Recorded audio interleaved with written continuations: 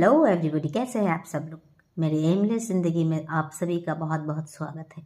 আমার এক বন্ধু জানেন আজ আমাকে বলল না, এমনিতেই কথা বলতে বলতে আমাকে বলল, এখনকার যুগে তো ভাইরাল হওয়া কোনো ব্যাপারই না। কিছু একটা ছড়িয়ে দিলেই ভাইরাল হয়ে যায়, কি কিছু একটা ভিডিও আপলোড করে ছেড়ে দিলেই ভাইরাল হওয়া যায়। তো অ্যাকচুয়ালি আমি তখন থেকে খুব চিন্তায় আছি জানেন, আদৌ কি সেটা সম্ভব? আমার ক্ষেত্রে তো আজ অবধি সেটা হয়নি। ভাইরাল কীভাবে হতে হয়? ভাইরাল হতে গেলে হয়তো কয়েকটা জিনিস থাকতে হয়, সুন্দর সেটা আমি নই। ভালো দামি ক্যামেরা থাকতে হয়, সেটাও আমার নেই। ভালো কনটেন্ট থাকতে হয়, সেটাও আমার নেই।